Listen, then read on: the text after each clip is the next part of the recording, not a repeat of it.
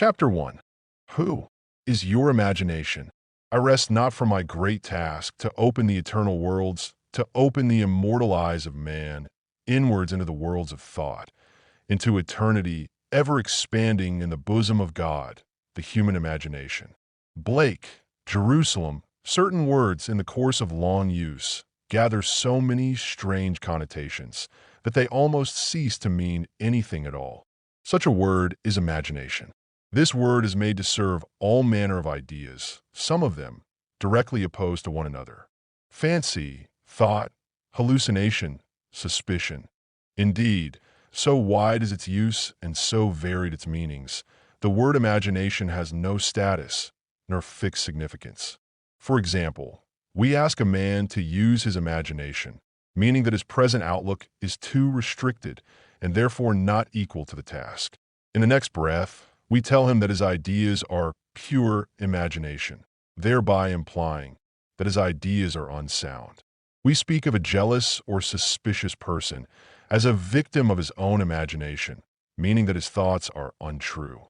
A minute later, we pay a man the highest tribute by describing him as a man of imagination. Thus, the word imagination has no definite meaning. Even the dictionary gives us no help. It defines imagination as 1. The picturing power or act of the mind, the constructive or creative principle. 2. A phantasm. 3. An irrational notion or belief. 4. Planning, plotting, or scheming as involving mental construction. I identify the central figure of the Gospels with human imagination, the power which makes the forgiveness of sins, the achievement of our goals, inevitable. All things were made by him, and without him was not anything made that was made. John 1 verse 3. There is only one thing in the world, imagination, and all are deformations of it. He is despised and rejected of men, a man of sorrows, and acquainted with grief. Imagination is the very gateway of reality. Man, said Blake, is either the ark of God or a phantom of the earth and of the water. Naturally, he is only a natural organ subject to sense. The eternal body of man is the imagination, that is God himself, the divine body. Yod, Shin, Ayin, Jesus, we are his members. I know of no greater and truer definition of the imagination than that of Blake. By imagination, we have the power to be anything we desire to be. Through imagination, we disarm and transform the violence of the world. Our most intimate as well as our most casual relationships become imaginative as we awaken to the mystery hid from the ages, that Christ in us is our imagination. We then realize that only as we live by imagination can we truly be said to live at all. I want this book to be the simplest, clearest, frankest work I have the power to make it, that I may encourage you to function imaginatively, that you may open your immortal eyes inwards into the worlds of thought, William Blake, where you behold every desire of your heart as ripe grain, white, already to harvest, John 4 verse 35. I am come that they might have life, and that they might have it more abundantly. John 10 verse 10. The abundant life that Christ promised us is ours to experience now, but not until we have the sense of Christ as our imagination can we experience it. The mystery hid from the ages, Christ in you, the hope of glory, is your imagination. This is the mystery which I am ever striving to realize more keenly myself and to urge upon others. Imagination is our Redeemer, the Lord from heaven, born of man, but not begotten of man. Every man is Mary, and birth to Christ must give. If the story of the Immaculate Conception and birth of Christ appears irrational to man, it is only because it is misread as biography, history, and cosmology, and the modern explorers of the imagination do not help by calling it the unconscious or subconscious mind. Imagination's birth and growth is the gradual transition from a God of tradition to a God of experience. If the birth of Christ in man seems slow, it is only because man is unwilling to let go the comfortable but false anchorage of tradition. When imagination is discovered as the first principle of religion, the stone of literal understanding, will have felt the rod of Moses and, like the rock of Zion, issue forth the water of psychological meaning to quench the thirst of humanity. And all who take the proffered cup and live a life according to this truth will transform the water of psychological meaning into the wine of forgiveness. Then, like the Good Samaritan, they will pour it on the wounds of all. The Son of God is not to be found in history, nor in any external form. He can only be found as the imagination of him in whom his presence becomes manifest. Oh, would thy heart but be a manger for his birth. God would once more become a child on earth. Angelus Silesius, a 17th century poet, man is the garden in which this only begotten Son of God sleeps. He awakens this Son by lifting his imagination up to heaven and clothing men in godlike stature. We must go on, imagining better than the best we know. Man, in the moment of his awakening to the imaginative life, must meet the test of sonship. Father, reveal thy Son in me, James Montgomery. And it pleased God to reveal his Son in me. The supreme test of sonship is the forgiveness of sin.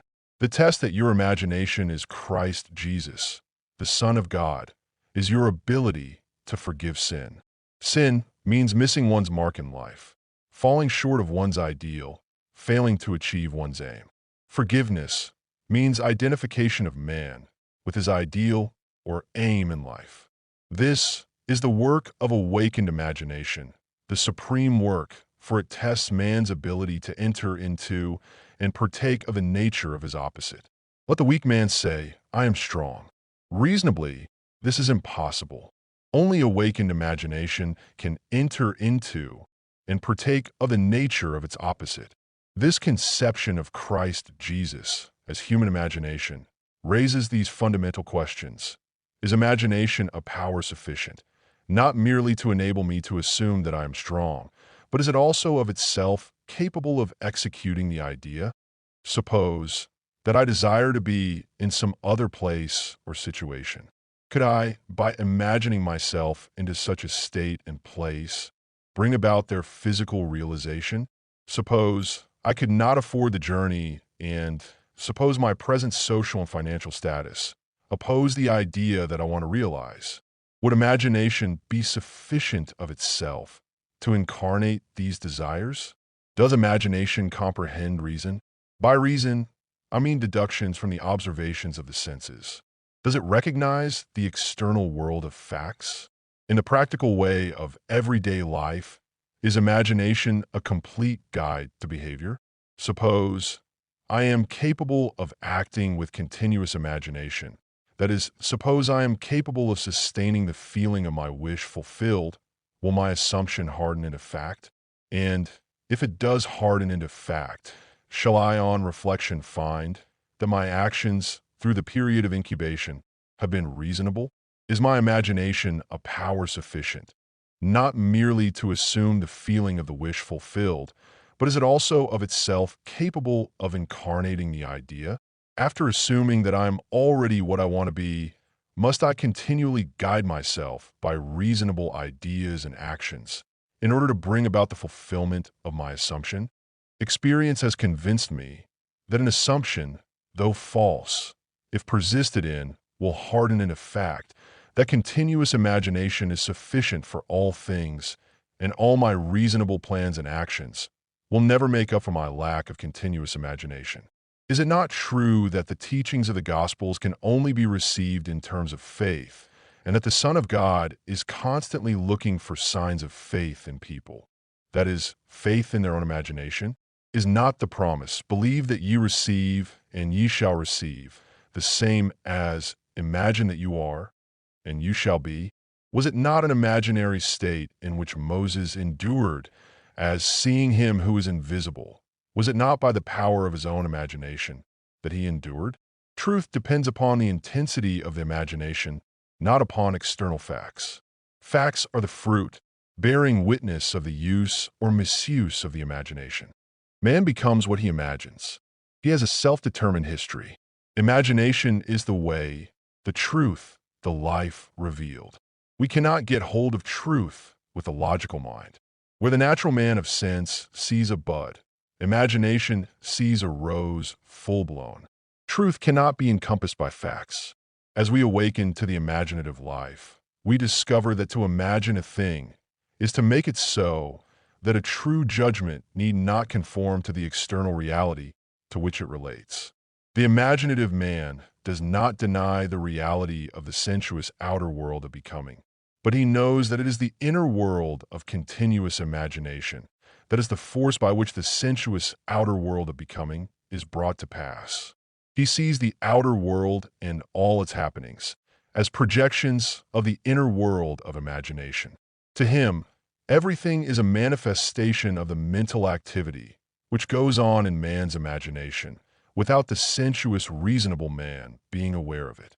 But he realizes that every man must become conscious of this inner activity and see the relationship between the inner causal world of imagination and the sensuous outer world of effects.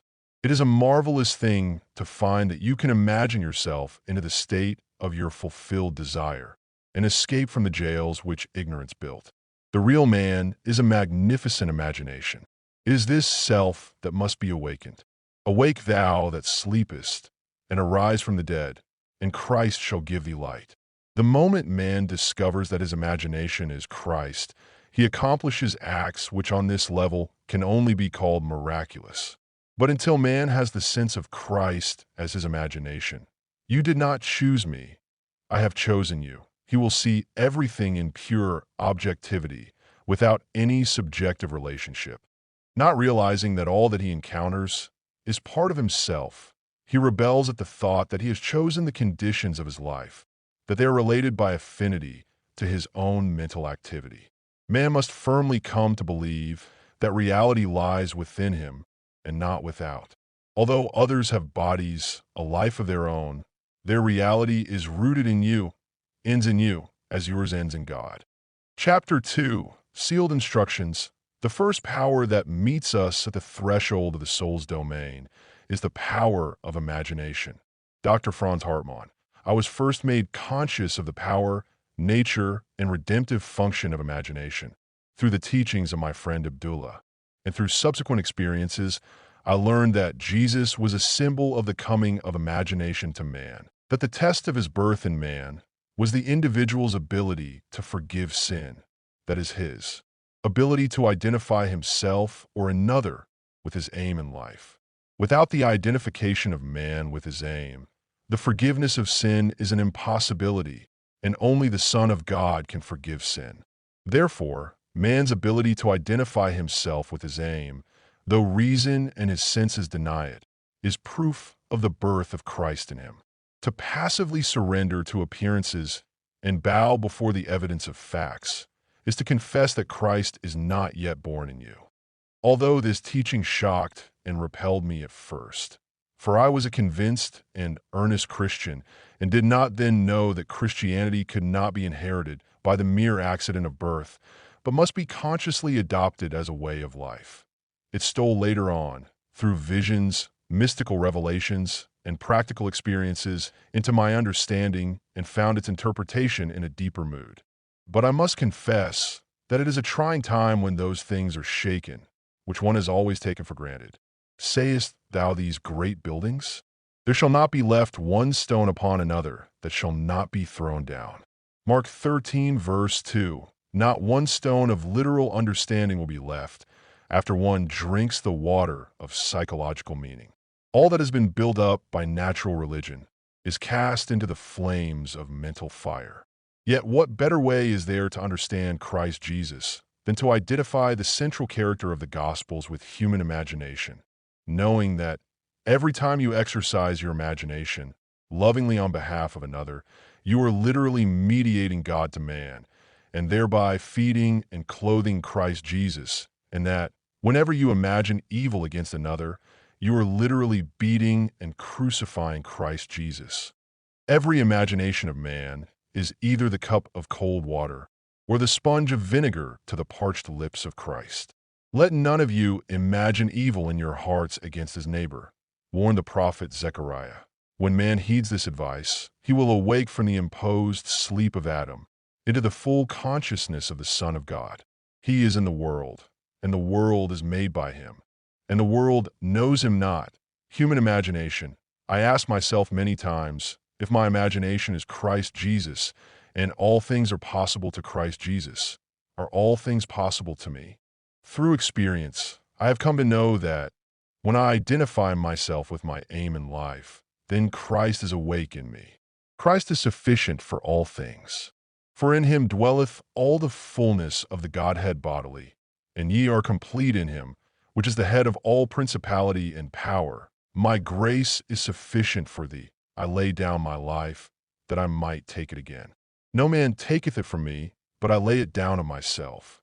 What a comfort it is to know that all that I experience is the result of my own standard of beliefs, that I am the center of my own web of circumstances, and that as I change, so must my outer world. The world presents different appearances, according as our states of consciousness differ. What we see when we are identified with a state cannot be seen when we're no longer fused with it. By state is meant all that man believes and consents to as true. No idea presented to the mind can realize itself unless the mind accepts it. It depends on the acceptance, the state with which we are identified, how things present themselves. In the fusion of imagination and states is to be found the shaping of the world as it seems. The world is a revelation of the states with which imagination is fused.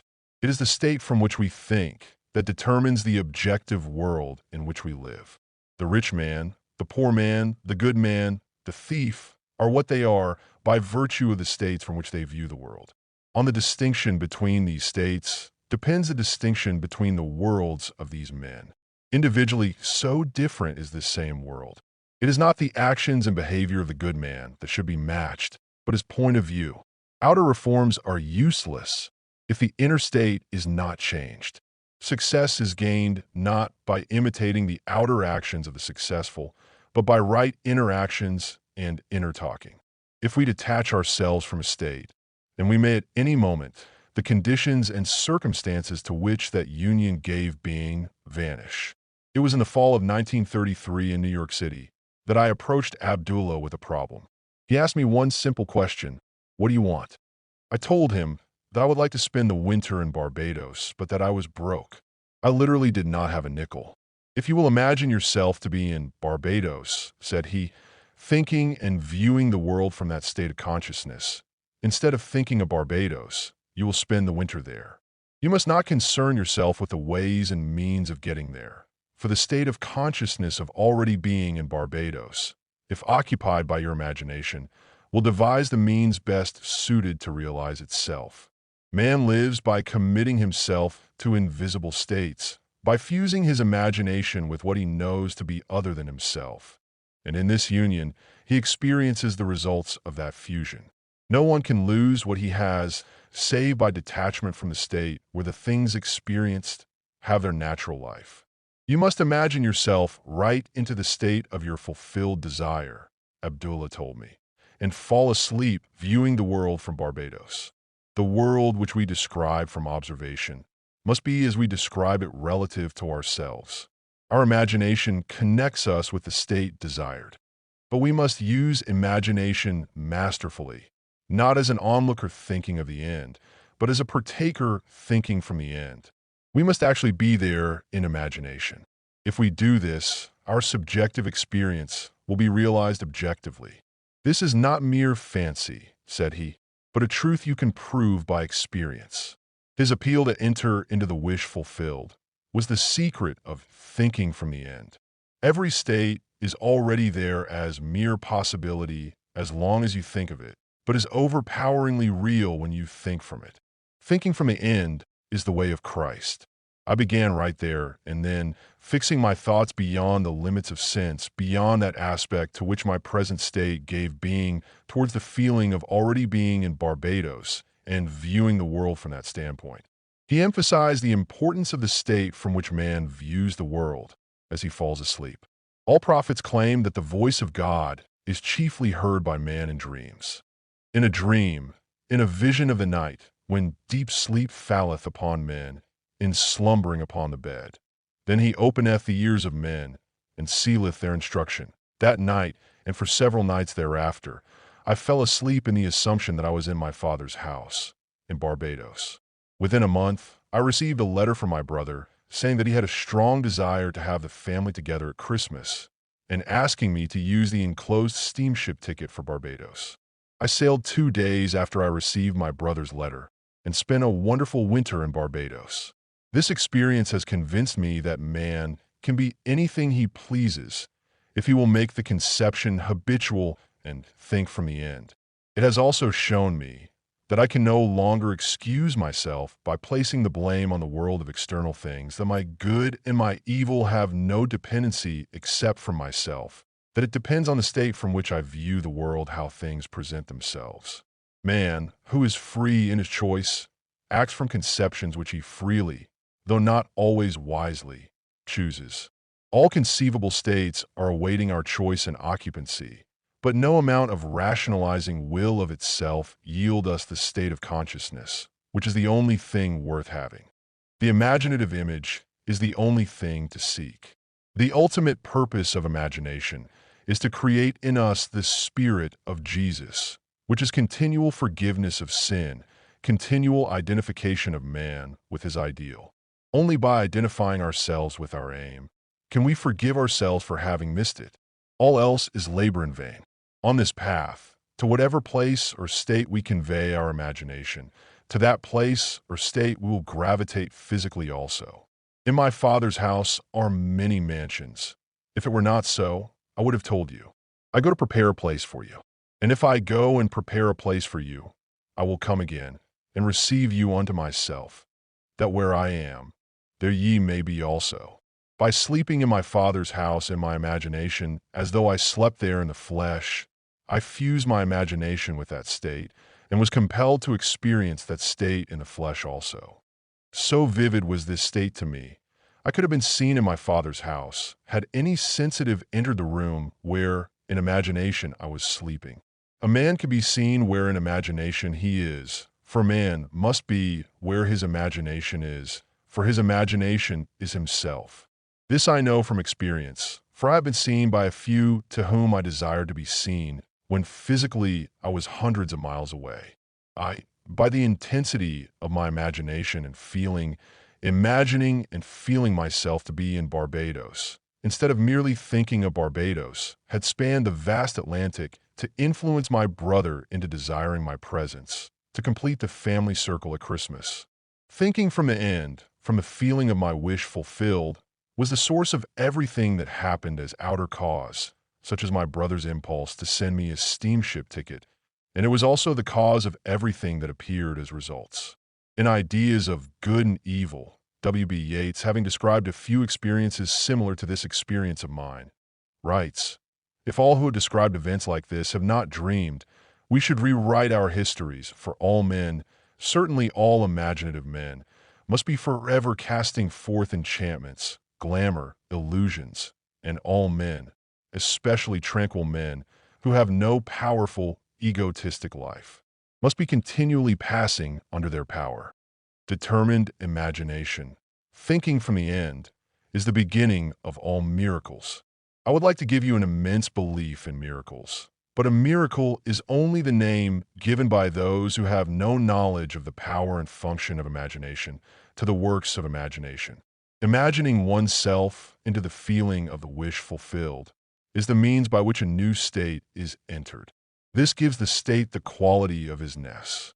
Hermes tells us, that which is manifested. That which has been or shall be is unmanifested, but not dead. For soul, the eternal activity of God, animates all things. The future must become the present in the imagination of the one who would wisely and consciously create circumstances. We must translate vision into being, thinking of into thinking from. Imagination must center itself in some state and view the world from that state. Thinking from the end is an intense perception of the world of fulfilled desire. Thinking from a state desired is creative living. Ignorance of this ability to think from the end is bondage. It is the root of all bondage with which man is bound. To passively surrender to the evidence of the senses underestimates the capacities of the inner self. Once man accepts thinking from the end as a creative principle in which he can cooperate, then he's redeemed from the absurdity of ever attempting to achieve his objective by merely thinking of it. Construct all ends according to the pattern of fulfilled desire. The whole of life is just the appeasement of hunger, and the infinite states of consciousness from which a man can view the world are purely a means of satisfying that hunger. The principle upon which each state is organized is some form of hunger to lift the passion for self-gratification to ever higher and higher levels of experience. Desire is the mainspring of the mental machinery. It is a blessed thing. It is a right and natural craving, which has a state of consciousness as its right and natural satisfaction. But one thing I do, forgetting the things which are behind and stretching forward to the things which are before, I press on toward the goal. It is necessary to have an aim in life. Without an aim, we drift. What wantest thou of me? What wilt thou that I shall do unto thee? Luke 18, verse 41, is the implied question asked most often by the central figure of the Gospels. In defining your aim, you must want it. As the hart panteth after the water brooks, so panteth my soul after thee, O God. Psalms 42, verse 1. It is lack of this passionate direction to life that makes man fail of accomplishment. The spanning of the bridge between desire, thinking of, and satisfaction, thinking from, is all important. We must move mentally from thinking of the end to thinking from the end. This reason could never do. By its nature, it is restricted to the evidence of the senses, but imagination, having no such limitation, can. Desire exists to be gratified in the activity of imagination. Through imagination, man escapes from the limitation of the senses and the bondage of reason. There is no stopping the man who can think from the end. Nothing can stop him. He creates the means and grows his way out of limitation into ever greater and greater mansions of the Lord. It does not matter what he has been or what he is. All that matters is what does he want? He knows that the world is a manifestation of the mental activity which goes on within himself. So, he strives to determine and control the ends from which he thinks. In his imagination, he dwells in the end, confident that he shall dwell there in the flesh also. He puts his whole trust in the feeling of the wish fulfilled and lives by committing himself to that state, for the art of fortune is to tempt him so to do. Like the man at the pool of Bethesda, he is ready for the moving of the waters of imagination. Knowing that every desire is ripe grain, to him who knows how to think from the end, he is indifferent to mere reasonable probability, and confident that through continuous imagination, his assumptions will harden into fact. But how to persuade men everywhere that thinking from the end is the only living, how to foster it in every activity of man, how to reveal it as the plenitude of life and not the compensation of the disappointed. That is the problem. Life is a controllable thing. You can experience what you please once you realize that you are his son and that you are what you are by virtue of the state of consciousness from which you think and view the world. Son, thou art ever with me, and all that I have is thine. Luke 15, verse 31. Chapter 3. Highways of the inner world. And the children struggled within her.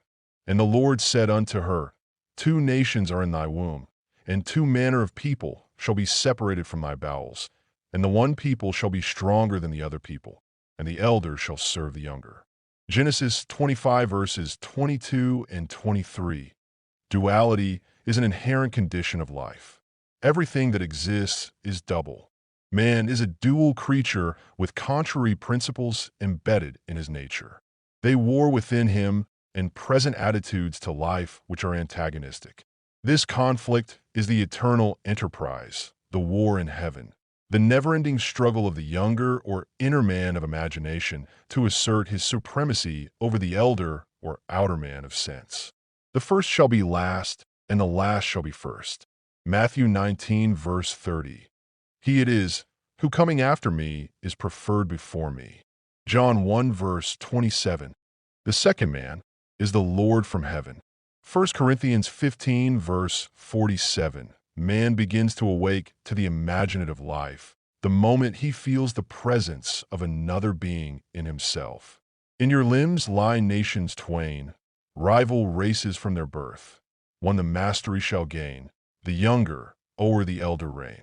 There are two distinct centers of thought or outlooks on the world, possessed by every man. The Bible speaks of these two outlooks as natural and spiritual.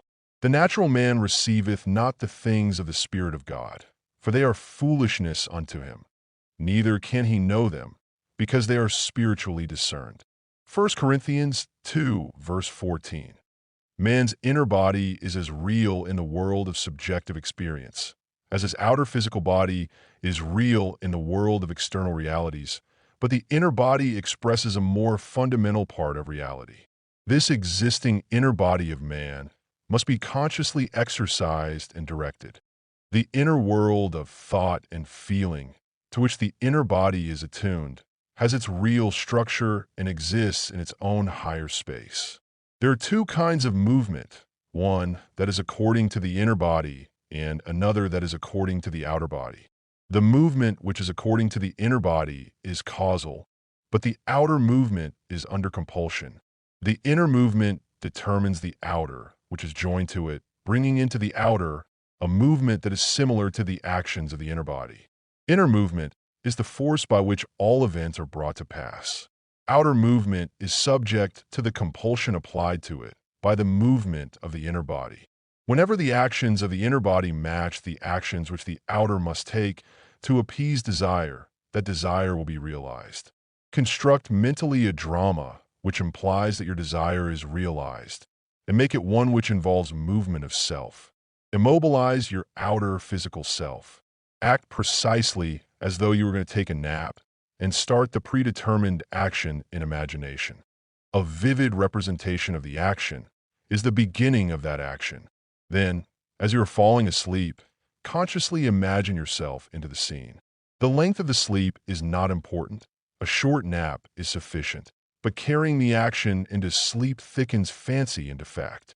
At first your thoughts may be like rambling sheep that have no shepherd. Don't despair. Should your attention stray 70 times 7, bring it back 70 times 7 to its predetermined course, until from sheer exhaustion, it follows the appointed path. The inner journey must never be without direction. When you take to the inner road, it is to do what you did mentally before you started. You go for the prize you have already seen and accepted.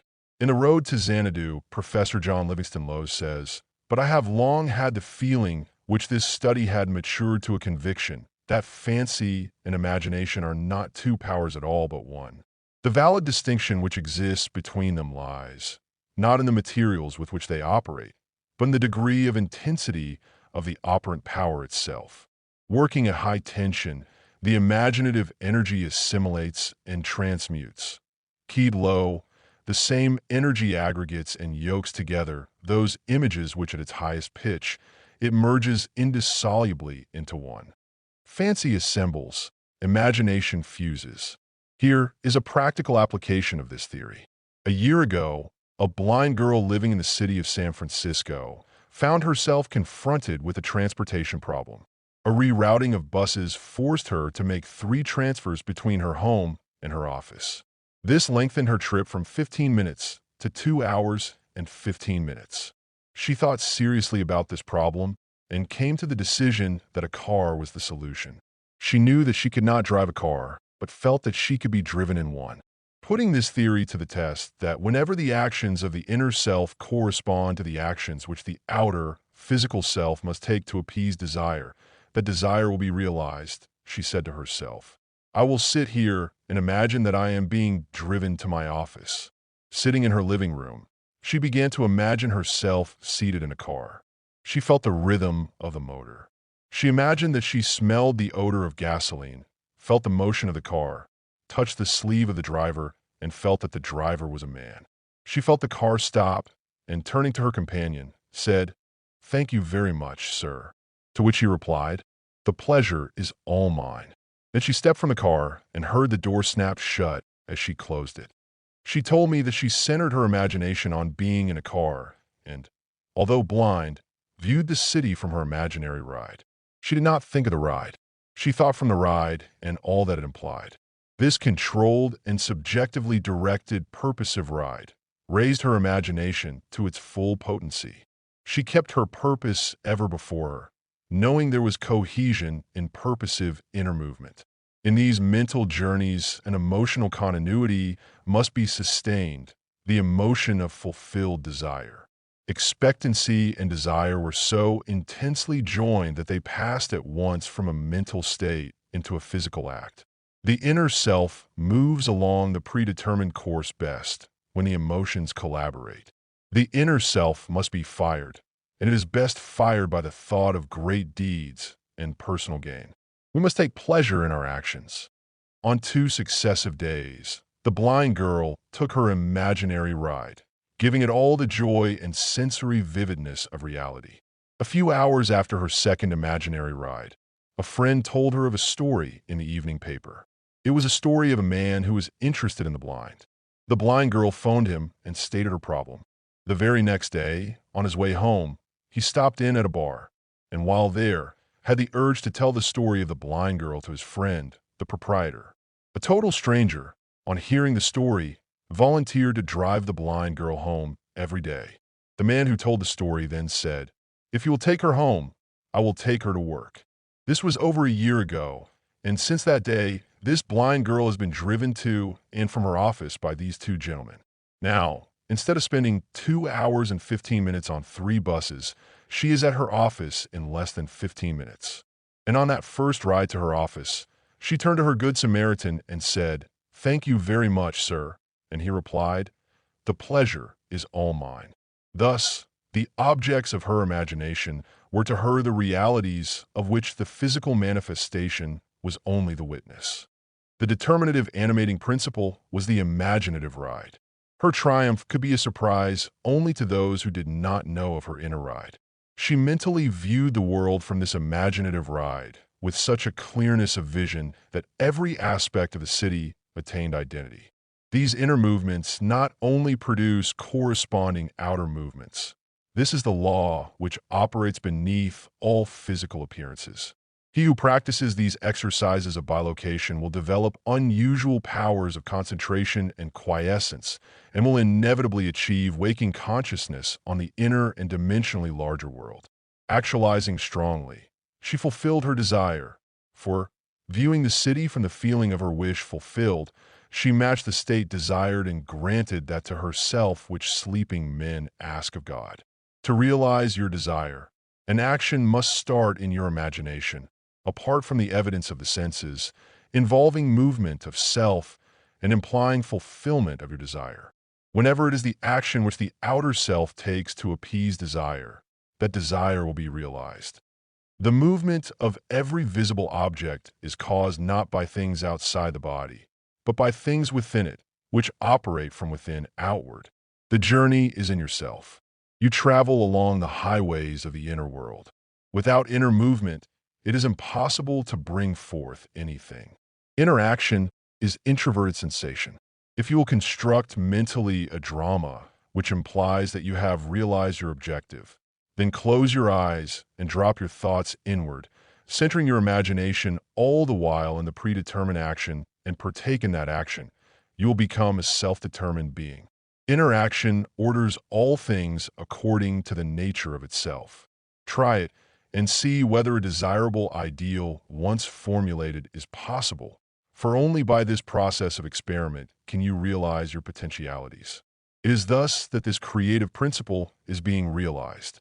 So the clue to purposive living is to center your imagination in the action and feeling of fulfilled desire with such awareness, such sensitiveness, that you initiate and experience movement upon the inner world.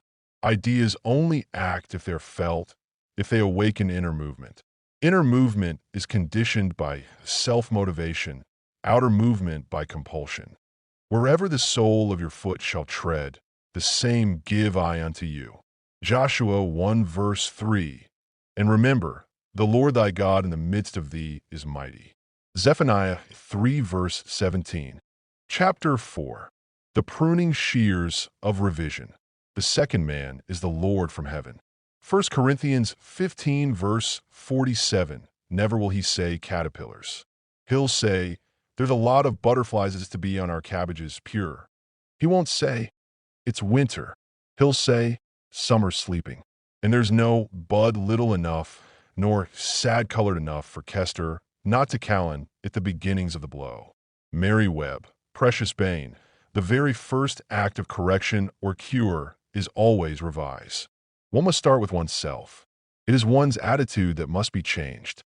What we are, that only can we see. Emerson, it is a most healthy and productive exercise to daily relive the day as you wish you had lived it, revising the scenes to make them conform to your ideals. For instance, suppose today's mail brought disappointing news. Revise the letter, mentally rewrite it, and make it conform to the news you wish you had received. Then, in imagination, read the revised letter over and over again. This is the essence of revision, and revision results in repeal. The one requisite is to arouse your attention in a way and to such intensity that you become wholly absorbed in the revised action. You will experience an expansion and refinement of the senses by this imaginative exercise and eventually achieve vision. But always remember that the ultimate purpose of this exercise is to create in you the Spirit of Jesus, which is continual forgiveness of sin.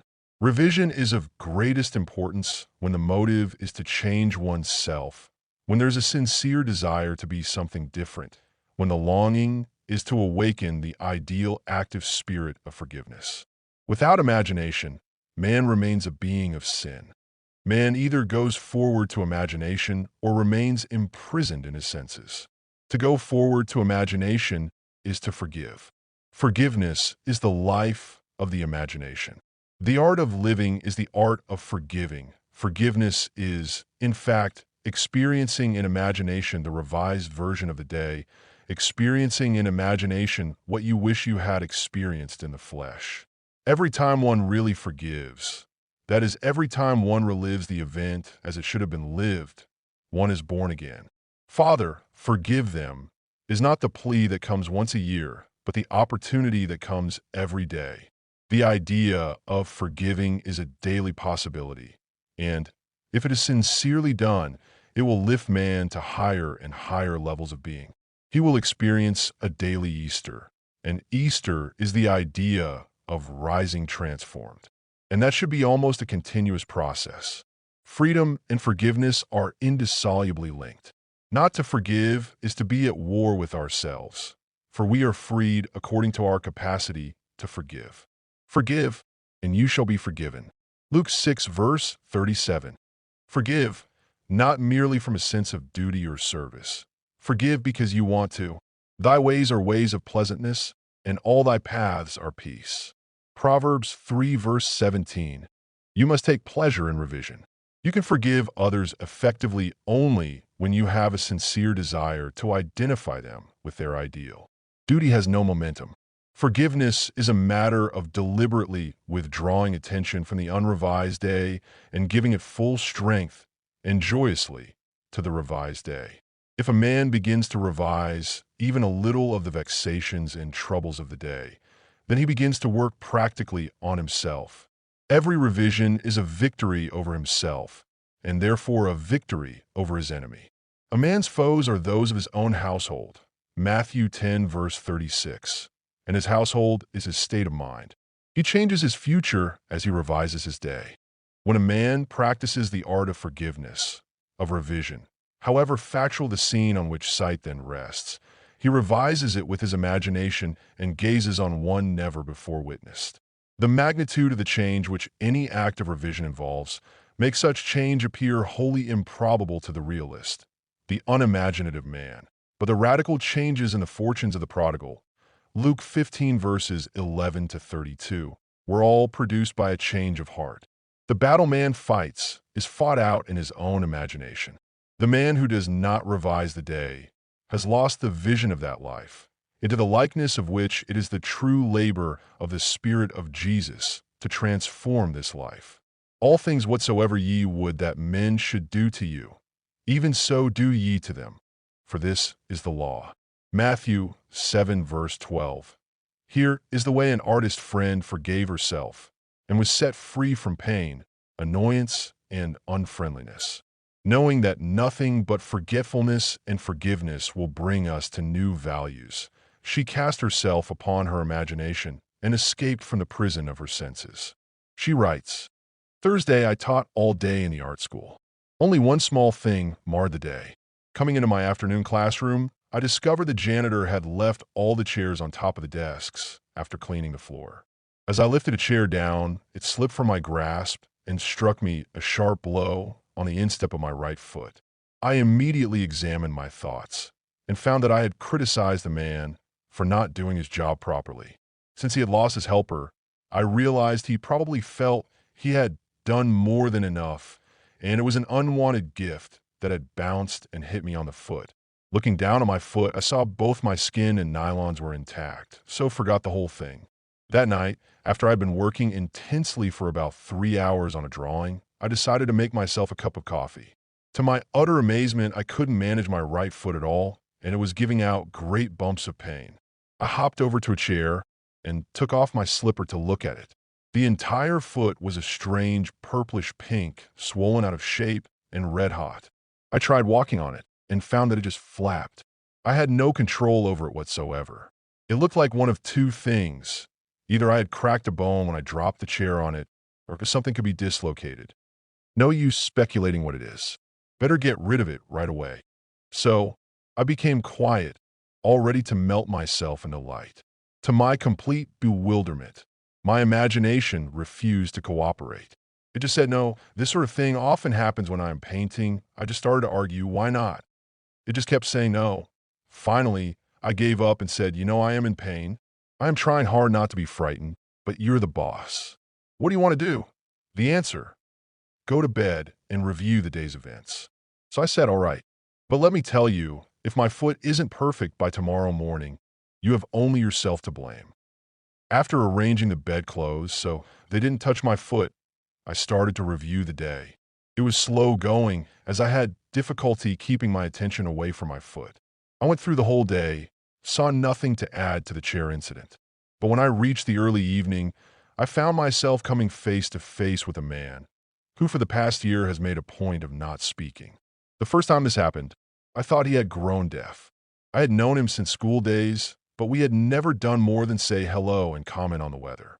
Mutual friends assured me I had done nothing, that he had said he never liked me, and finally decided it was not worthwhile speaking.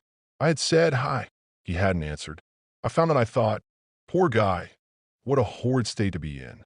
I shall do something about this ridiculous state of affairs. So, in my imagination, I stopped right there and redid the scene. I said hi. He answered hi and smiled. I now thought, good old Ed. I ran the scene over a couple of times and went on to the next incident and finished up the day. Now what? Do we do my foot or the concert? I had been melting and wrapping up a wonderful present of courage and success for a friend who was to make her debut the following day, and I had been looking forward to giving it to her tonight. My imagination sounded a little bit solemn as it said, let us do the concert. It will be more fun. But first, couldn't we just take my perfectly good imagination foot out of this physical one before we start? I pleaded, by all means. That done, I had a lovely time at the concert, and my friend got a tremendous ovation. By now, I was very, very sleepy and fell asleep doing my project. The next morning, as I was putting on my slipper, I suddenly had a quick memory picture of withdrawing a discolored and swollen foot from the same slipper. I took my foot out and looked at it. It was perfectly normal in every respect. There was a tiny pink spot on the instep where I remembered I had hit it with the chair. What a vivid dream that was. I thought and dressed. While waiting for my coffee, I wandered over to my drafting table and saw that all my brushes were lying helter-skelter and unwashed. Whatever possessed you to leave your brushes like that? Don't you remember? It was because of your foot. So, it hadn't been a dream after all, but a beautiful healing. She had won by the art of revision what she would never have won by force. In heaven, The only art of living is forgetting and forgiving, especially to the female. Blake, we should take our life not as it appears to be, but from the vision of this artist, from the vision of the world made perfect that is buried under all minds, buried and waiting for us to revise the day. We are led to believe a lie when we see with, not through the eye, Blake, a revision of the day, and what she held to be so stubbornly real was no longer so to her, and, like a dream, had quietly faded away. You can revise the day to please yourself, and by experiencing in imagination the revised speech and actions, not only modify the trend of your life story, but turn all its discords into harmonies. The one who discovers the secret of revision cannot do otherwise than let himself be guided by love. Your effectiveness will increase with practice. Revision is the way by which right can find its appropriate might. Resist not evil. Matthew 5, verse 39. For all passionate conflicts result in an interchange of characteristics. To him that knoweth to do good, and doeth it not, to him it is sin. James 4, verse 17. To know the truth, you must live the truth, and to live the truth, your interactions must match the actions of your fulfilled desire. Expectancy and desire must become one. Your outer world is only actualized inner movement. Through ignorance of the law of revision, those who take to warfare are perpetually defeated. Only concepts that idealize depict the truth. Your ideal of man is his truest self. It is because I firmly believe that whatever is most profoundly imaginative is, in reality, most directly practical that I ask you to live imaginatively, and to think into, and to personally appropriate the transcendent, saying Christ in you, the hope of glory. Colossians 1 verse 27. Don't blame, only resolve. It is not man and the earth at their loveliest, but you, practicing the art of revision, make paradise. The evidence of this truth can lie only in your own experience of it. Try revising the day. It is to the pruning shears of revision that we owe our prime fruit. Chapter 5. The coin of heaven. Does a firm persuasion that a thing is so make it so? And the prophet replied, all poets believe that it does. And in ages of imagination, this firm persuasion removed mountains. But many are not capable of a firm persuasion of anything. Blake, marriage of heaven and hell. Let every man be fully persuaded in his own mind. Romans 14 verse 5. Persuasion is an inner effort of intense attention. To listen attentively as though you heard is to evoke, to activate. By listening, you can hear what you want to hear and persuade those beyond the range of the outer ear. Speak it inwardly in your imagination only. Make your inner conversation match your fulfilled desire. What you desire to hear without, you must hear within. Embrace the without within and become one who hears only that which implies the fulfillment of his desire, and all the external happenings in the world will become a bridge leading to the objective realization of your desire. Your inner speech is perpetually written all around you in happenings. Learn to relate these happenings to your inner speech, and you will become self-taught. By inner speech is meant those mental conversations which you carry on with yourself. They may be inaudible when you are awake because of the noise and distractions of the outer world of becoming, but they are quite audible in deep meditation and dream. But whether they be audible or inaudible, you are their author and fashion your world in their likeness. There is a God in heaven, and heaven is within you, that revealeth secrets, and mocketh known to the king Nebuchadnezzar what shall be in the latter days. Thy dream, and the visions of thy head upon thy bed, are these. Daniel 2 verse 28. Inner speech from premises of fulfilled desire is the way to create an intelligible world for yourself. Observe your inner speech, for it is the cause of future action. Inner speech reveals the state of consciousness from which you view the world. Make your inner speech match your fulfilled desire, for your inner speech is manifested all around you in happenings.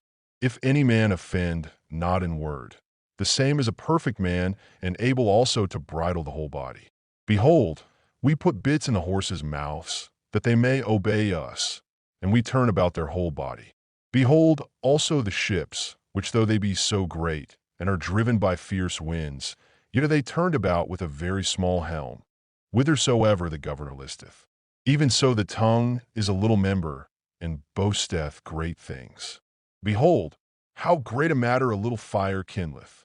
James 3 verses 2 to 5. The whole manifested world goes to show us what use we have made of the word, inner speech. An uncritical observation of our inner talking will reveal to us the ideas from which we view the world. Inner talking mirrors our imagination, and our imagination mirrors the state with which it is fused. If the state with which we are fused is the cause of the phenomenon of our life, then we are relieved of the burden of wondering what to do, for we have no alternative but to identify ourselves with our aim, and inasmuch as the state with which we are identified mirrors itself in our inner speech, then to change the state with which we are fused, we must first change our inner talking. It is our inner conversations which make tomorrow's facts. Put off the former conversation, the old man, which is corrupt, and be renewed in the spirit of your mind. Put on a new man, which is created in righteousness. Ephesians 4 verses 22 to 24. Our minds, like our stomachs, are whetted by change of food. Quintillion. Stop all of the old mechanical negative inner talking and start a new positive and constructive inner speech from premises of fulfilled desire. Inner talking is the beginning, the sowing of the seeds of future action. To determine the action, you must consciously initiate and control your inner talking. Construct a sentence which implies the fulfillment of your aim, such as I have a large, steady, dependable income, consistent with integrity and mutual benefit, or I am happily married, I am wanted, I am contributing to the good of the world, and repeat such a sentence over and over until you are inwardly affected by it. Our inner speech represents, in various ways, the world we live in. In the beginning was the Word. John 1 verse 1. That which ye sow ye reap. See yonder fields. The sesamum was sesamum, the corn was corn. The silence and the darkness knew. So is a man's fate born. The light of Asia, Edwin Arnold, ends run true to origins. Those that go searching for love only make manifest their own lovelessness. And the loveless never find love. Only the loving find love, and they never have to seek for it. D. H. Lawrence. Man attracts what he is. The art of life is to sustain the feeling of the wish fulfilled and let things come to you, not to go after them or think they flee away. Observe your inner talking and remember your aim. Do they match? Does your inner talking match what you would say audibly had you achieved your goal? The individual's inner speech and actions attract the conditions of his life. Through uncritical self-observation of your inner talking, you find where you are in the inner world, and where you are in the inner world is what you are in the outer world. You put on the new man whenever ideals and inner speech match. In this way alone can the new man be born. Inner talking matures in the dark. From the dark, it issues into the light. The right inner speech is the speech that would be yours were you to realize your ideal. In other words, it is the speech of fulfilled desire. I am that. Exodus 3 verse 14. There are two gifts which God has bestowed upon man alone and on no other mortal creature. These two are mind and speech, and the gift of mind and speech is equivalent to that of immortality. If a man uses these two gifts rightly, he will differ in nothing from the immortals, and when he quits the body, mind and speech will be his guides, and by them he will be brought into the troop of the gods and the souls that have attained to bliss. Hermetica, Walter Scott's translation. The circumstances and conditions of life are outpictured inner talking, solidified sound. Inner speech calls events into existence. In every event is the creative sound that is its life and being. All that a man believes and consents to as true reveals itself in his inner speech. Is his word his life? Try to notice what you are saying in yourself at this moment, to what thoughts and feelings you are consenting. They will be perfectly woven into your tapestry of life. To change your life, you must change your inner talking, for life, said Hermes, is the union of word and mind.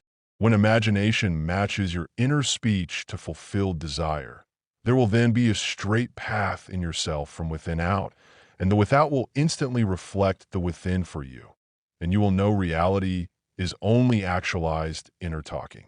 Receive with meekness the inborn word which is able to save your souls. James 1 verse 21. Every stage of man's progress is made by the conscious exercise of his imagination, matching his inner speech to his fulfilled desire. Because man does not perfectly match them, the results are uncertain, while they might be perfectly certain. Persistent assumption of the wish fulfilled is the means of fulfilling the intention. As we control our inner talking, matching it to our fulfilled desires, we can lay aside all other processes. Then we simply act by clear imagination and intention. We imagine the wish fulfilled and carry on mental conversations from that premise.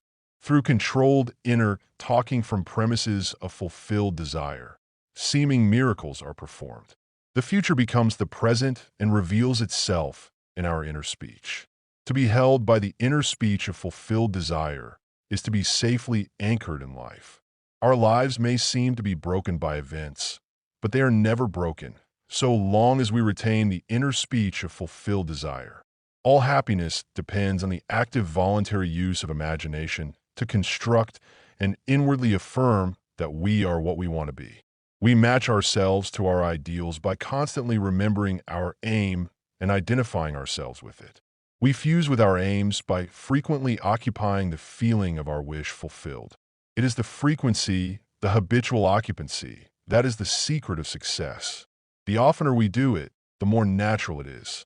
Fancy assembles. Continuous imagination fuses. It is possible to resolve every situation by the proper use of imagination. Our task is to get the right sentence, the one which implies that our desire is realized, and fire the imagination with it. All this is intimately connected with the mystery of the still small voice. Inner talking reveals the activities of imagination, activities which are the causes of the circumstances of life. As a rule, man is totally unaware of his inner talking and therefore sees himself not as the cause, but the victim of circumstance.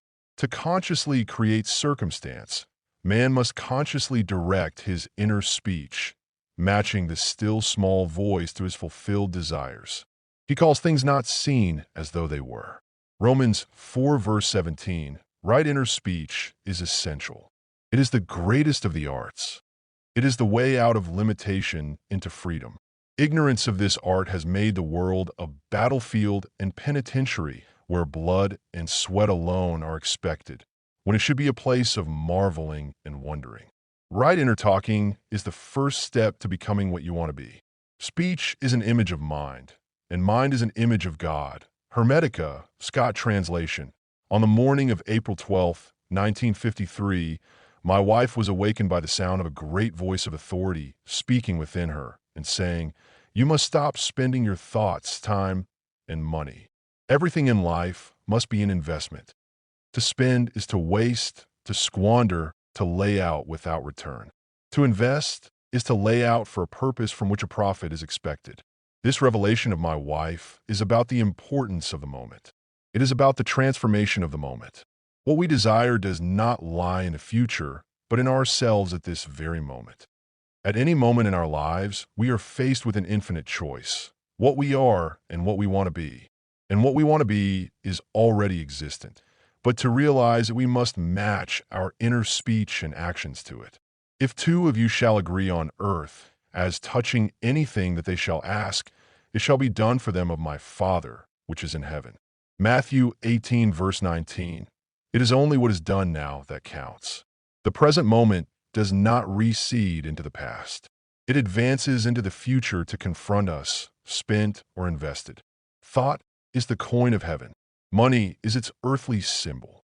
Every moment must be invested, and our inner talking reveals whether we're spending or investing. Be more interested in what you are inwardly saying now than what you have said by choosing wisely what you think and what you feel now. Anytime we feel misunderstood, misused, neglected, suspicious, afraid, we are spending our thoughts and wasting our time.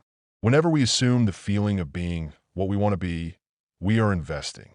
We cannot abandon the moment to negative inner talking and expect to retain command of life. Before us go the results of all that seemingly is behind. Not gone is the last moment, but oncoming. My word shall not return unto me void, but it shall accomplish that which I please, and it shall prosper in the thing whereto I sent it. Isaiah 55, verse 11. The circumstances of life are the muffled utterances of the inner talking that made them. The Word made visible. The Word, said Hermes, is Son, and the mind is Father of the Word. They are not separate one from the other, for life is the union of word and mind. He willed us forth from himself by the word of truth. James 1, verse 18. Let us be imitators of God as dear children. Ephesians 5, verse 1. And use our inner speech wisely to mold an outer world in harmony with our ideal. The Lord spake by me, and his word was in my tongue. 2 Samuel 23, verse 2. The mouth of God is the mind of man. Feed God only the best. Whatsoever things are of good report, think on these things. Philippians 4, verse 8. The present moment is always precisely right for investment to inwardly speak the right word. The word is very near to you, in your mouth, and in your heart, that you may do it. See, I have set before you this day life and good, death and evil, blessings and cursings. Choose life. Deuteronomy 30:14, 15, 19. You choose life and good and blessings by being that which you choose. Like is known to like alone. Make your inner speech bless and give good reports. Man's ignorance of the future is the result of his ignorance of his inner talking. His inner talking mirrors his imagination, and his imagination is a government in which the opposition never comes into power. If the reader asks, what if the inner speech remains subjective and is unable to find an object for its love? The answer is, it will not remain subjective, for the very simple reason that inner speech is always objectifying itself. What frustrates and festers and becomes the disease that afflicts humanity is man's ignorance of the art of matching inner words to fulfill desire. Inner speech mirrors imagination, and imagination is Christ. Alter your inner speech, and your perceptual world changes. Whenever inner speech and desire are in conflict, inner speech invariably wins. Because inner speech objectifies itself, it is easy to see that if it matches desire, desire will be objectively realized. Were this not so, I would say with Blake, sooner murder an infant in its cradle than nurse unacted desires. But I know from experience the tongue setteth on fire the course of nature. James 3, verse 6. Chapter 6. It is within rivers, mountains, cities, villages, all are human. And when you enter into their bosoms, you walk in heavens and earths. As in your own bosom you bear your heaven and earth and all you behold. Though it appears without, it is within, in your imagination, of which this world of mortality is but a shadow. Blake, Jerusalem. The inner world was as real to Blake as the outer land of waking life. He looked upon his dreams and visions as the realities of the forms of nature. Blake reduced everything to the bedrock of his own consciousness. The kingdom of heaven is within you. Luke 17, verse 21. The real man, the imaginative man, has invested the outer world with all of its properties. The apparent reality of the outer world, which is so hard to dissolve, is only proof of the absolute reality of the inner world of his own imagination. No man can come to me, except the Father which hath sent me draw him. I and my Father are one. John 6, verse 44. 10:30. The world, which is described from observation, is a manifestation of the mental activity of the observer. When man discovers that his world is his own mental activity made visible, that no man can come unto him except he draws him, and that there is no one to change but himself, his own imaginative self, his first impulse is to reshape the world in the image of his ideal. But his ideal is not so easily incarnated. In that moment, when he ceases to conform to external discipline, he must impose upon himself a far more rigorous discipline, the self-discipline upon which the realization of his ideal depends. Imagination is not entirely untrammeled and free to move at will without any rules to constrain it. In fact, the contrary is true. Imagination travels according to habit. Imagination has choice, but it chooses according to habit. Awake or asleep, man's imagination is constrained to follow certain definite patterns. It is this benumbing influence of habit that man must change. If he does not, his dreams will fade under the paralysis of custom. Imagination, which is Christ in man, is not subject to the necessity to produce only that which is perfect and good. It exercises its absolute freedom from necessity by endowing the outer physical self with free will to choose to follow good or evil, order or disorder. Choose this day whom ye will serve. Joshua 24 verse 15. But after the choice is made and accepted so that it forms the individual's habitual consciousness, then imagination manifests its infinite power and wisdom by molding the outer sensuous world of becoming in the image of the habitual inner speech and actions of the individual. To realize his ideal, man must first change the pattern which his imagination has followed. Habitual thought is indicative of character.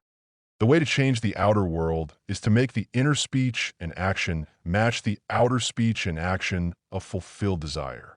Our ideals are waiting to be incarnated, but unless we ourselves match our inner speech and action to the speech and action of fulfilled desire, they are incapable of birth. Inner speech and action are the channels of God's action. He cannot respond to our prayer unless these paths are offered. The outer behavior of man is mechanical. It is subject to the compulsion applied to it by the behavior of the inner self, and old habits of the inner self hang on till replaced by new ones. It is a peculiar property of the second or inner man that he gives to the outer self something similar to his own reality of being. Any change in the behavior of the inner self will result in corresponding outer changes. The mystic calls a change of consciousness death. By death, he means not the destruction of imagination and the state with which it was fused, but the dissolution of their union. Fusion is union rather than oneness. Thus the conditions to which that union gave being vanish. I die daily, said Paul to the Corinthians, 1 Corinthians 15 verse 31. Blake said to his friend Crab Robinson, there is nothing like death. Death is the best thing that can happen in life. But most people die so late and take such an unmerciful time in dying. God knows their neighbors never see them rise from the dead. To the outer man of sense, who knows nothing of the inner man of being, this is sheer nonsense. But Blake made the above quite clear when he wrote in the year before he died. William Blake, one who is very much delighted with being in good company. Born November 28, 1757 in London, and has died several times since. When man has the sense of Christ as his imagination, he sees why Christ must die and rise again from the dead to save man. Why he must detach his imagination from his present state and match it to a higher concept of himself if he would rise above his present limitations and thereby save himself. Here is a lovely story of a mystical death which was witnessed by a neighbor. Last week, writes the one who rose from the dead, a friend offered me her home in the mountains for the Christmas holidays as she thought she might go east. She said that she would let me know this week. We had a very pleasant conversation, and I mentioned you and your teaching in connection with a discussion of Dunn's experiment with time, which she had been reading. Her letter arrived Monday. As I picked it up, I had a sudden sense of depression. However, when I read it, she said I could have the house and told me where to get the keys. Instead of being cheerful, I grew still more depressed, so much so I decided there must have been something between the lines which I was getting intuitively. I unfolded the letter and read the first page through, and as I turned to the second page, I noticed she had written a postscript on the back of the first sheet. It consisted of an extremely blunt and heavy-handed description of an unlovely trait in my character, which I had struggled for years to overcome. And for the past 2 years, I thought I had succeeded. Yet here it was again, described with clinical exactitude. I was stunned and desolated. I thought to myself, what is this letter trying to tell me? In the first place, she invited me to use her house, as I have been seeing myself in some lovely home during the holidays. In the second place, nothing comes to me except I draw it. And thirdly, I have been hearing nothing but good news. So the obvious conclusion is that something in me corresponds to this letter, and no matter what it looks like, it is good news. I reread the letter, and as I did so, I asked, what is there here for me to see? And then I saw. It started out, after our conversation of last week, I feel I can tell you. And the rest of the page was as studded with words and wazes as currants in a seed cake. A great feeling of elation swept over me. It was all in the past. The thing I had labored so long to correct was done. I suddenly realized that my friend was a witness to my resurrection. I whirled around the studio, chanting, "It's all in the past. It is done. Thank you, it is done." I gathered all my gratitude up in a big ball of light and shot it straight to you. And if you saw a flash of lightning Monday evening shortly after 6 your time, that was it. Now, instead of writing a polite letter because it is the correct thing to do, I can write giving sincere thanks for her frankness and thanking her for the loan of her house. Thank you so much for your teaching, which has made my beloved imagination truly my Savior. And now, if any man shall say unto her, Lo, here is Christ, or there, Matthew 24, verse 23, she will believe it not, for she knows that the kingdom of God is within her, and that she herself must assume full responsibility for the incarnation of her ideal, and that nothing but death and resurrection will bring her to it. She has found her Savior, her beloved imagination, forever expanding in the bosom of God. There is only one reality, and that is Christ, human imagination, the inheritance and final achievement of the whole of humanity. That we, speaking the truth in love, may grow up into him in all things, which is the head, even Christ. Ephesians 4 verses 14 and 15. Chapter 7. Creation is finished. I am the beginning and the end. There is nothing to come that has not been and is. Ecclesiastes 3 verse 15 ERV. Blake saw all possible human situations as already made states. He saw every aspect, every plot and drama as already worked out as mere possibilities as long as we are not in them, but as overpowering realities when we are in them. He described these states as sculptures of Los's halls. Distinguish therefore states from individuals in those states. States change, but individual identities never change nor cease. The imagination is not a state. Said Blake, it is the human existence itself. Affection or love becomes a state when divided from imagination. Just how important this is to remember is almost impossible to say, but the moment the individual realizes this for the first time is the most momentous in his life, and to be encouraged to feel this is the highest form of encouragement it is possible to give. This truth is common to all men, but the consciousness of it, and much more, the self-consciousness of it, is another matter. The day I realized this great truth, that everything in my world is a manifestation of the mental activity which goes on within me, and that the conditions and circumstances of my life only reflect the state of consciousness with which I am fused, is the most momentous in my life. But the experience that brought me to this certainty is so remote from ordinary existence. I have long hesitated to tell it, for my reason refused to admit the conclusions to which the experience impelled me. Nevertheless, this experience revealed to me that I am supreme within the circle of my own state of consciousness, and that it is the state with which I am identified that determines what I experience. Therefore, it should be shared with all, for to know this is to become free from the world's greatest tyranny, the belief in a second cause. Blessed are the pure in heart, for they shall see God. Matthew 5 verse 8.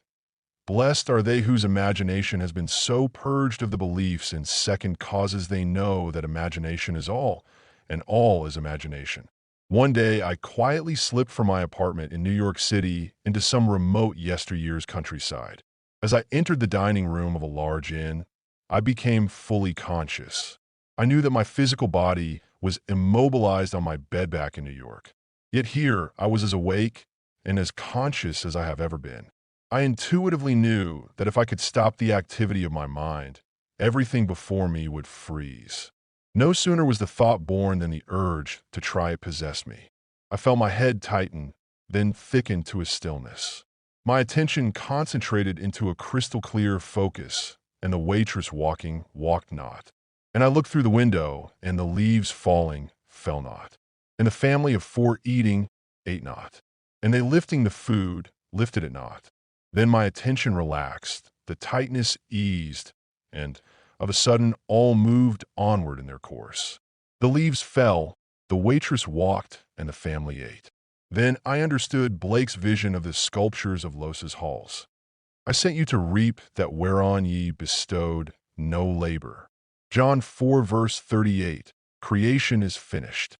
I am the beginning and the end. There is nothing to come that has not been and is.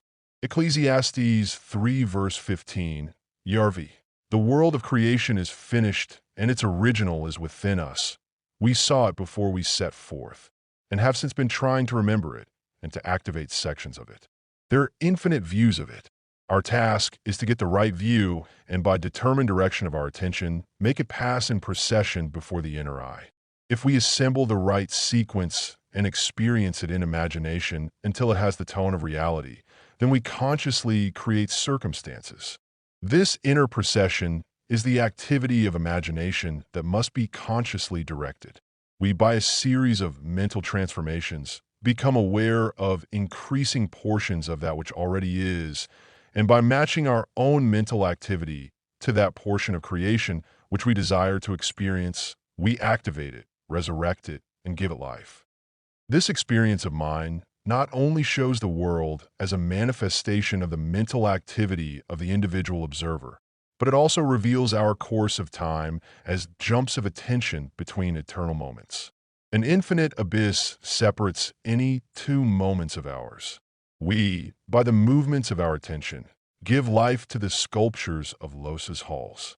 Think of the world as containing an infinite number of states of consciousness from which it could be viewed. Think of these states as rooms or mansions in the house of God. John 14 verse 2. And like the rooms of any house, they are fixed relative to one another. But think of yourself, the real self, the imaginative you, as the living, moving occupant of God's house. Each room contains some of Los's sculptures, with infinite plots and dramas and situations already worked out, but not activated.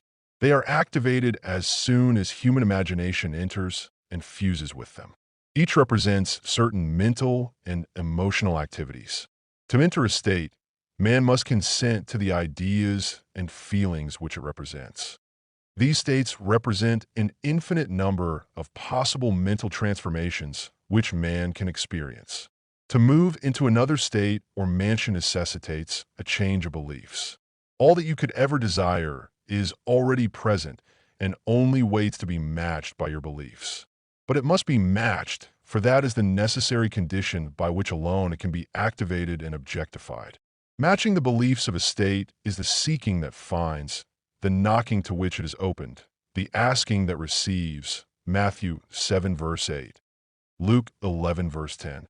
Go in and possess the land. Exodus 6:4. 8. The moment man matches the beliefs of any state, he fuses with it, and this union results in the activation and projection of its plots, plans, dramas, and situations. It becomes the individual's home from which he views the world. It is his workshop, and, if he is observant, he will see outer reality shaping itself upon the model of his imagination. It is for this purpose of training us in image-making that we were made subject to the limitations of the senses and clothed in bodies of flesh. It is the awakening of the imagination, the returning of his Son, that our Father waits for. The creature was made subject to vanity not willingly, but by reason of him who subjected it. Romans 8 verse 20. But the victory of the Son, the return of the prodigal, assures us that the creature shall be delivered from the bondage of corruption into the glorious liberty of the sons, children of God. Romans 8 verse 21. We were subjected to this biological experience because no one can know of imagination who has not been subjected to the vanities and limitations of the flesh, who has not taken a share of sonship and gone prodigal, who has not experimented and tasted this cup of experience. And confusion will continue until man awakes, and a fundamentally imaginative view of life has been reestablished and acknowledged as basic. I should preach the unsearchable riches of Christ and make all men see what is the fellowship of the mystery, which from the beginning of the world has been hid in God, who created all things by Jesus Christ. Ephesians 3 verses 8 and 9. Bear in mind that Christ in you is your imagination. As the appearance of our world is determined by the particular state with which we are fused, so may we determine our fate as individuals by fusing our imaginations with ideals we seek to realize. On the distinction between our states of consciousness depends the distinction between the circumstances and conditions of our lives. Man, who is free in his choice of state, often cries out to be saved from the state of his choice. And ye shall cry out in that day, because of your king, which ye shall have chosen you. And the Lord will not hear you in that day. Nevertheless, the people refused to obey the voice of Samuel, and they said, Nay, but we will have a king over us. 1 Samuel 8 verses 18 and 19. Choose wisely the state that you will serve. All states are lifeless until imagination fuses with them. All things, when they are admitted, are made manifest by the light. For everything that is made manifest is light. Ephesians 5 verse 13. And ye are the light of the world. Matthew 5 verse 14. By which those ideas to which you have consented are made manifest. Hold fast to your ideal. Nothing can take it from you but your imagination. Don't think of your ideal, think from it. It is only the ideals from which you think that are ever realized. Man lives not by bread alone, but by every word that proceeds out of the mouth of God. Matthew 4 verse 4. And the mouth of God is the mind of man. Become a drinker and an eater of the ideals you wish to realize. Have a set, definite aim, or your mind will wander, and wandering it eats every negative suggestion. If you live right mentally, everything else will be right. By a change of mental diet, you can alter the course of absurd events. But unless there is a change of mental diet, your personal history remains the same. You illuminate or darken your life by the ideas to which you consent. Nothing is more important to you than the ideas on which you feed. And you feed on the ideas from which you think. If you find the world unchanged, it is a sure sign that you are wanting in fidelity to the new mental diet, which you neglect in order to condemn your environment. You are in need of a new and sustained attitude. You can be anything you please if you will make the conception habitual. For any idea which excludes all others from the field of attention discharges in action. The ideas and moods to which you constantly return define the state with which you are fused. Therefore, train yourself to occupy more frequently the feeling of your wish fulfilled. This is creative magic. It is the way to work toward fusion with the desired state. If you would assume the feeling of your wish fulfilled more frequently, you would be master of your fate, but unfortunately you shut out your assumption for all but the occasional hour. Practice making real to yourself the feeling of the wish fulfilled. After you have assumed the feeling of the wish fulfilled, do not close the experience as you would a book, but carry it around like a fragrant odor. Instead of being completely forgotten, let it remain in the atmosphere, communicating its influence automatically to your actions and reactions. A mood, often repeated, gains a momentum that is hard to break or check. So be careful of the feelings you entertain. Habitual moods reveal the state with which you are fused. It is always possible to pass from thinking of the end you desire to realize to thinking from the end. But the crucial matter is thinking from the end, for thinking from means unification or fusion with the idea, whereas in thinking of the end, there is always subject and object, the thinking individual and the thing thought. You must imagine yourself into the state of your wish fulfilled in your love for that state. And in so doing, live and think from it and no more of it. You pass from thinking of to thinking from by centering your imagination in the feeling of the wish fulfilled. Chapter 8. the apple of God's eye.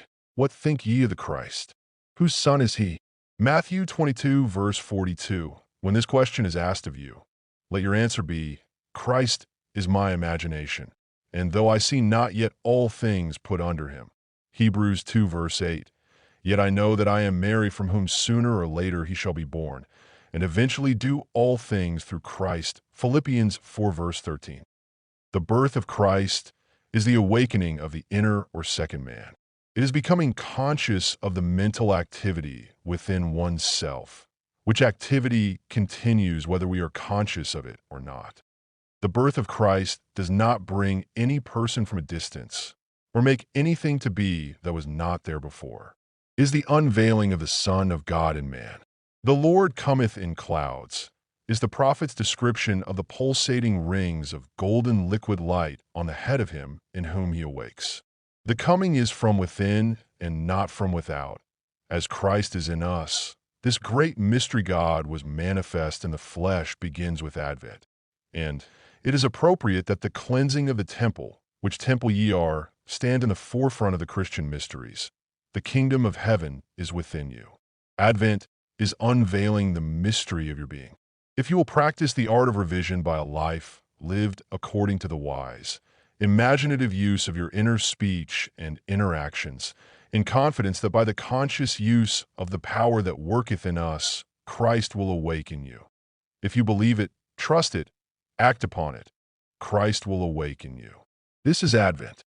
Great is the mystery. God was manifest in the flesh. From Advent on, he that toucheth you, toucheth the apple of God's eye. The search to Victoria, the fulfillment of a dream.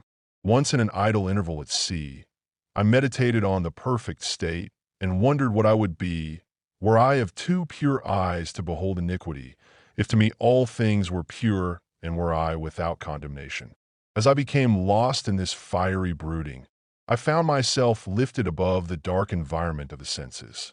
So intense was the feeling, I felt myself a being of fire dwelling in a body of air. Voices as from a heavenly chorus, with the exaltation of those who had been conquerors in a conflict with death, were singing, He is risen, He is risen, and intuitively I knew they meant me. Then I seemed to be walking in the night. I soon came upon a scene that might have been the ancient pool of Bethesda, for in this place lay a great multitude of impotent folk, blind, halt, withered, waiting not for the moving of the water as a tradition, but waiting for me. As I came near, without thought or effort on my part they were, one after the other, molded as by the magician of the beautiful. Eyes, hands, feet, all missing members, were drawn from some invisible reservoir and molded in harmony with that perfection which I felt springing within me. When all were made perfect, the chorus exulted, It is finished. Then the scene dissolved, and I awoke. I know this vision was the result of my intense meditation upon the idea of perfection, for my meditations invariably bring about union with the state contemplated. I had been so completely absorbed within the idea that for a while I had become what I contemplated, and the high purpose with which I had for that moment identified myself drew the companionship of high things and fashioned the vision in harmony with my inner nature. The ideal with which we are united works by association of ideas to awaken 1,000 moods to create a drama in keeping with the central idea. I first discovered this close relationship of moods to vision when I was aged about 7. I became aware of a mysterious life quickening within me like a stormy ocean of frightening might. I always knew when I would be united with this hidden identity, for my senses were expectant on the nights of these visitations, and I knew beyond all doubt that before morning I would be alone with immensity. I so dreaded these visitations that I would lie awake until my eyes from sheer exhaustion closed. As my eyes closed in sleep, I was no longer solitary but smitten through and through with another being, and yet I knew it to be myself. It seemed older than life, yet nearer to me than my boyhood. If I tell what I discovered on these nights, I do so not to impose my ideas on others, but that I may give hope to those who seek the law of life. I discovered that my expectant mood worked as a magnet to unite me with this greater me, while my fears made it appear as a stormy sea. As a boy, I conceived of this mysterious self as might, and in my union with it, I felt its majesty as a stormy sea which drenched me, then rolled and tossed me as a helpless wave. As a man, I conceived of it as love and myself the son of it, and in my union with it, now what a love enfolds me. It is a mirror to all, whatever we conceive it as being, that it is to us. I believe it to be the center through which all the threads of a universe are drawn. Therefore, I have altered my values and changed my ideas so that they now depend upon and are in harmony with this sole cause of all that is. It is to me that changeless reality which fashions circumstances in harmony with our concepts of ourselves. My mystical experiences have convinced me that there is no way to bring about the outer perfection we seek other than by the transformation of ourselves. As soon as we succeed in transforming ourselves, the world will melt magically before our eyes and reshape itself in harmony with that which our transformation affirms. Two other visions I will tell because they bear out the truth of my assertion that we, by intensity of love and hate, become what we contemplate. Once, with closed eyes made radiant from brooding, I meditated on the eternal question, who am I? And felt myself gradually dissolve into a shoreless sea of vibrant light, imagination passing beyond all fear of death.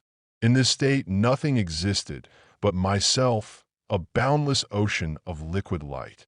Never have I felt more intimate with being.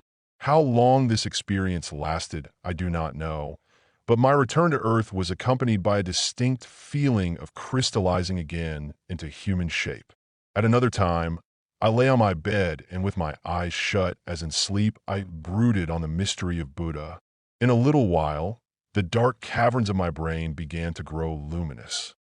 I seemed to be surrounded by luminous clouds which emanated from my head as fiery, pulsating rings. I saw nothing but these luminous rings for a time. Then there appeared before my eyes a rock of quartz crystal. While I gazed upon it, the crystal broke into pieces which invisible hands quickly shaped into the living Buddha. As I looked on this meditative figure, I saw that it was myself. I was the living Buddha whom I contemplated. A light like the sun glowed from this living image of myself with increasing intensity until it exploded. Then the light gradually faded, and once more I was back within the blackness of my room. Out of what sphere or treasury of design came this being mightier than human? His garments, the crystal, the light?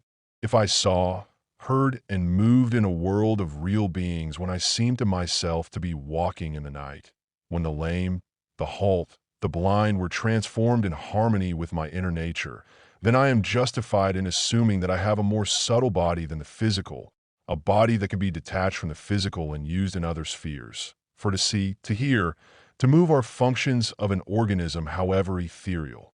If I brood over the alternative that my psychic experiences were self-begotten fantasy, no less am I moved to wonder at this mightier self who flashes on my mind a drama as real as those I experience when I am fully awake.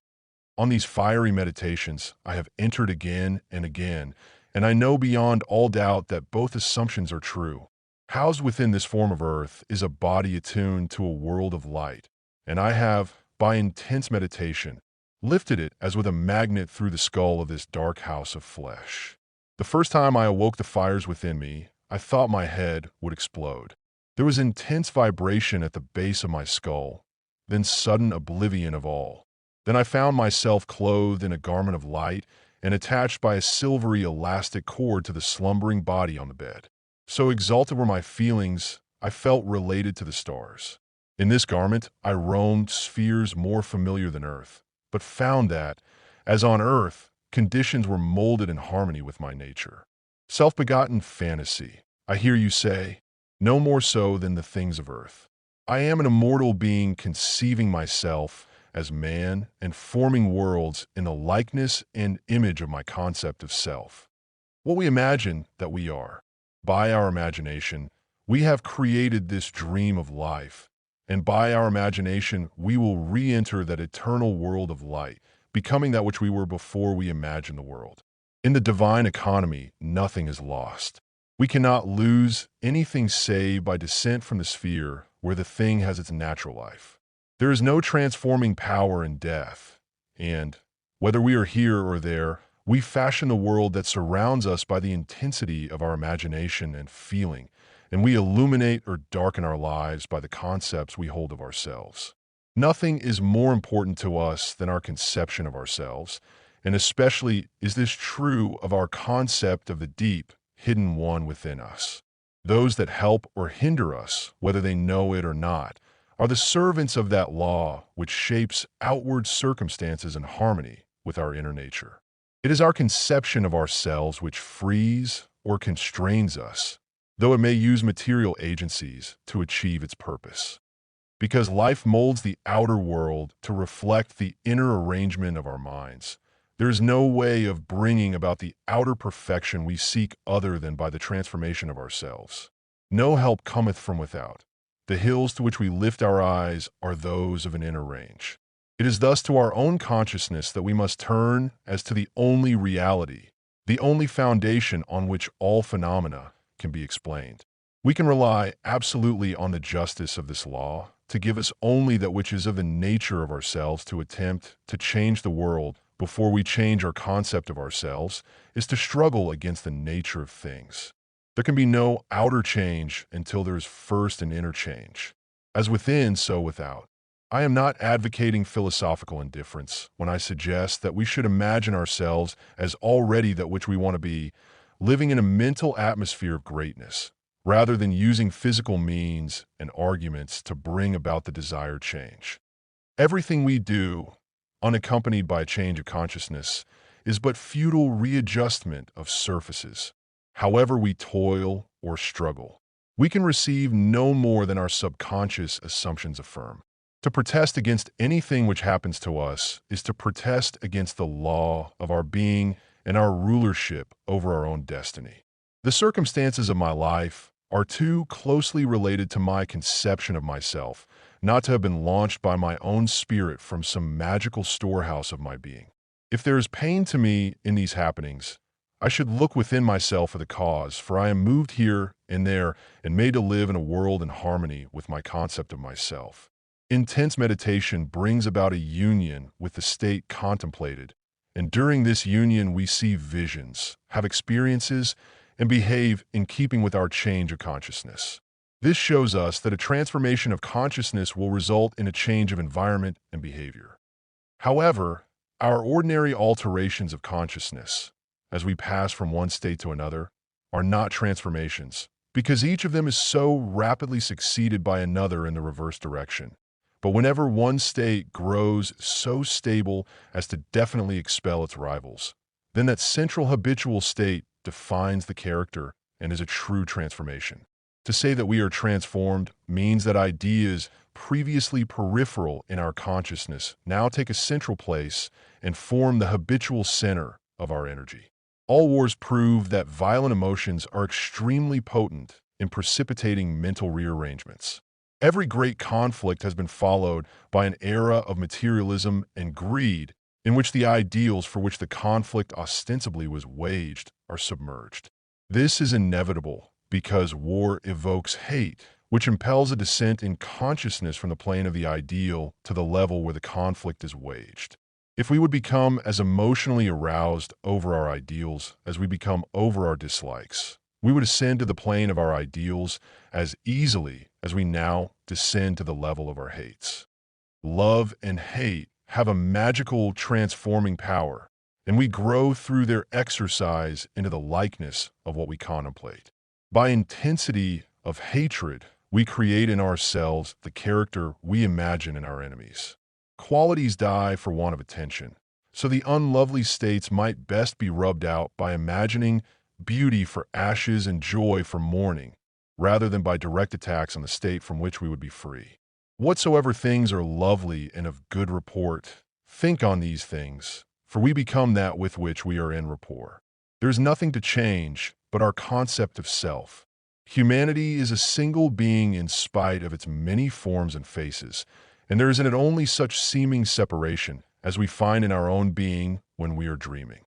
The pictures and circumstances we see in dreams are creations of our own imagination and have no existence save in ourselves. The same is true of the pictures and circumstances we see in this dream of life. They reveal our concepts of ourselves. As soon as we succeed in transforming self, our world will dissolve and reshape itself in harmony with that which our change affirms. The universe which we study with such care is a dream, and we the dreamers of a dream, eternal dreamers dreaming non-eternal dreams.